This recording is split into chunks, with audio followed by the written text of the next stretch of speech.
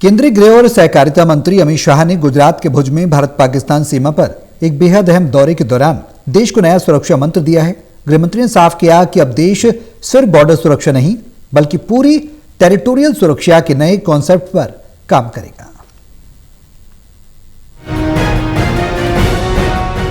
गुजरात भुज के दुर्गम इलाके में गृह मंत्री अमित शाह ने आज भारत पाकिस्तान सीमा पर स्थित G7 और G13 बॉर्डर आउटपोस्ट का लोकार्पण किया है और सीमा पर तैनात BSF के जाबाज जवानों का हौसला बढ़ाया है। -45 डिग्री की जमा देने वाली ठंड हो या +45 डिग्री की झुलसाने वाली रेगिस्तानी गर्मी, देश की फ्रंट लाइन ऑफ डिफेंस यानी BSF हर मोर्चे पर चट्टान की तरह डटी है। गुजरात के भुज में केंद्रीय गृह मंत्री अमित शाह ने जवानों के इसी जज्बे को सलाम किया है।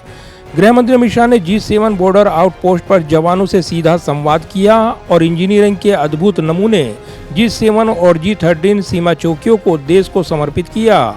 इस मौके पर गुजरात के मुख्यमंत्री भूपेंद्र पटेल और सुरक्षा बलों के आला अधिकारी भी मौजूद रहे हैं।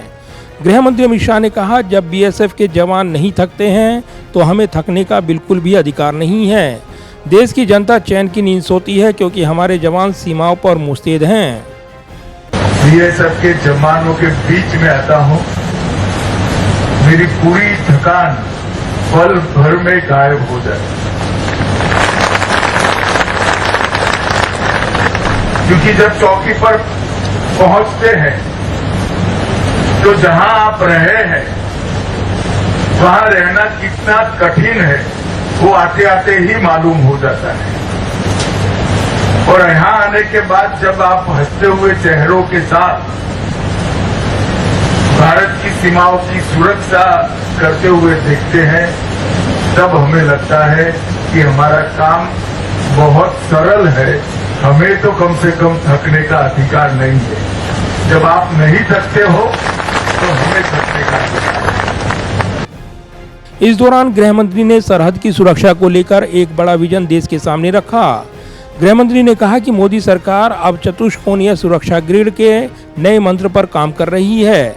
इसके तहत अब सिर्फ BSF अकेले नहीं बल्कि देश की जनता, सिविल प्रशासन, स्थानीय पुलिस और मिलिट्री सब मिलकर एक साथ खड़े होंगे।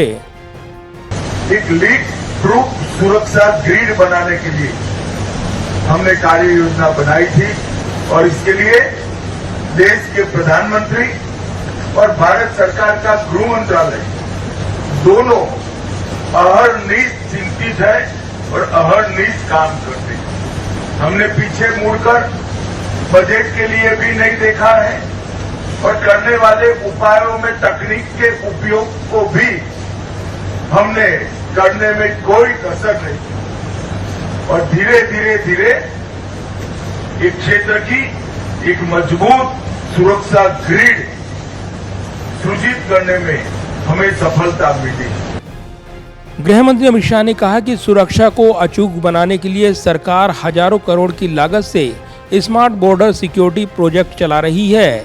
जहां जमीनी फेंसिंग मुमकिन नहीं है वहां ड्रोन, रडार, वॉच टावर और आधुनिक तकनीकी फेंसिंग के जरिए ऐसा अभेद घेरा बनाया जा रहा है कि दुश्मन भारत की सीमा को भेदने की जरूरत भी न कर सके।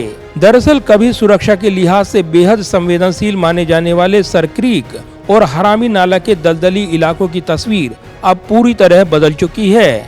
गृह मंत्री अमित शाह ने भरोसा दिलाया कि नए वॉच टावर्स और कनेक्टिंग रोड्स की मदद से अगले 2 साल में ये पूरा क्षेत्र हमेशा के लिए पूरी तरह सुरक्षित हो जाएगा। इसके साथ ही जवानों की सुविधाओं के लिए पीने का पानी, मेडिकल फैसिलिटी और आधुनिक इंफ्रास्ट्रक्चर भी तैयार किया जा रहा है। इस दौरान गृह मंत्री ने पश्चिम बंगाल सीमा का जिक्र करते हुए एक बड़ा राजनीतिक और रणनीतिक दावा भी किया।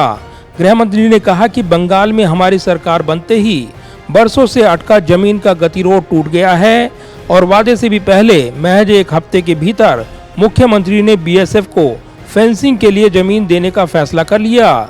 इससे भारत बांग्लादेश सीमा पर घुसपैठ को पूरी तरह रोकने में मदद मिलेगी। देश की सीमाओं को सुरक्षित रखने वाले BSF के इन वीरों के प्रति आम जनता का सम्मान भी लगातार बढ़ रहा है। गृह मंत्री अमित शाह ने बताया कि बनासकांठा में बने सेंटर में सिर्फ 1 महीने में 2.5 लाख से ज्यादा लोग पहुंचे हैं। यहाँ कई माताओं ने फीडबैक फॉर्म में लिखा कि अगर उनके बच्चे BSF में भर्ती होंगे तो उन्हें गर्व होगा।